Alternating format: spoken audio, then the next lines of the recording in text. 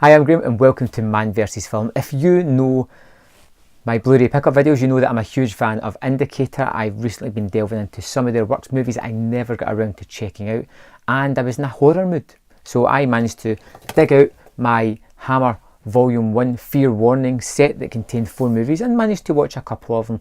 And here's just my thoughts on The Gorgon. The Gorgon is number 54 in the Indicator series. It came out in 1964. It is a Hammer horror movie of the highest regard. This is one that I had actually seen. A lot of the Indicator movies I haven't seen before, but this one was one that I had definitely seen, and there was a few images in this that had stuck with me. And I saw this years ago with my father on BBC Two, a long time ago, and yeah, it just stuck with me. So I was happy to check it out again. The basic story structure is a reappropriation of the Gorgon myth, and it's about this small village with a sort of weird building that could be a scientist or a doctor's or somebody that works there. There's a town.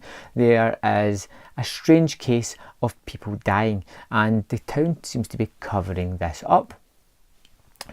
One man goes there to find out what happened to his wayward son. His son was having relations with a woman, which was untold of at the time, shouldn't have been happening, and both of them died a horrible death. The man goes there to find out what happened to his son and is given zero answers, is given the brush off, told not to investigate, told to get out of town, don't worry about it, and it creates this air of mystery. And from there on, you kind of have this story of the Gorgon, this mythical creature with snakes for head that turns men to stone as soon as they look at them. You've got Christopher Lee, you've got Peter Cushing, you've got Hammer at their best with some fantastic production values, and you have a story that really deviates from the typical way that stories are told. This one caught me off guard because right at the start you're introduced to this couple.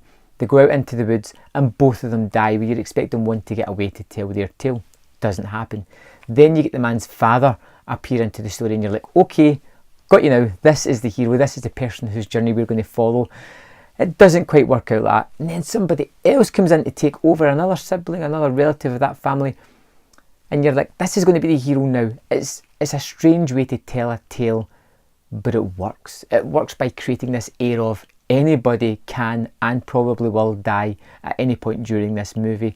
You don't know who's going to be the lead actor. You know that Peter Cushing plays a scientist stroke doctor who seems to be doing autopsies on these people. He seems to have a kind of asylum going on as well because he's been looking after certain people, has lots of case files on it. His young assistant has been with him for the longest while. They seem to have a kind of close-knit relationship, but you feel as if there's something not quite right there.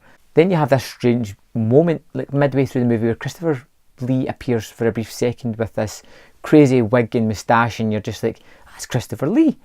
And then he's gone for the longest period of time. And it isn't until about 2/3 into the movie that he arrives, like front and centre on this movie to go, you know what, I'm your hero, I'm here to save the day. And it's just odd that somebody that prevalent in horror, in Hammer horror, wouldn't appear until that late into the movie. Some of the set design is absolutely fantastic. You have this crazy hospital place that's set on a castle on a cliffside that just looks ominous. You have this dilapidated mansion full of billowing leaves just blowing through the place, statues that have run down and parts broken off them, nooks and crannies, shadows, tree branches that have broken into the house and have taken over parts of the building. It's just eerily looking. It's one of the best Hammer sets that I've seen in the longest while. It has this rich red, yellow, green colour palette that just lets you know that things aren't quite right here, and it's like really red blood, really red bits of clothes and yellows and greens that just pop out at you all over the place as you're watching this movie. You can't help but notice this really strong textured colour. I absolutely loved The Gorgon. I found it was a tale that kept me in the edge of my seat. I didn't know what was going to happen next. I didn't know what the ultimate mystery behind it all was going to be. I was fascinated by how everybody we were following seemed to die and somebody would take their place. It just seemed chaotic. But I loved the badass professor played by Christopher Lee, who comes in at a certain point to just go, I'm the man, I'm here to rock this place. And he does so. It's terrific. It's so much fun. From production values to the story to the acting, everything works in conjunction with one another to create one of Hammer's best movies, in my opinion. I gave this movie 5 out of 5. Could be nostalgic, could be I just watched it at the right moment, but I absolutely adored this movie. perfect movie. If you're into that kind of late 60s, mid 60s horror movies, especially Hammer stuff, I think you'll think it's one of their best as well. Let me know in the comment box what you thought of the Gorgon, and I'll see you next time on Man vs. Film.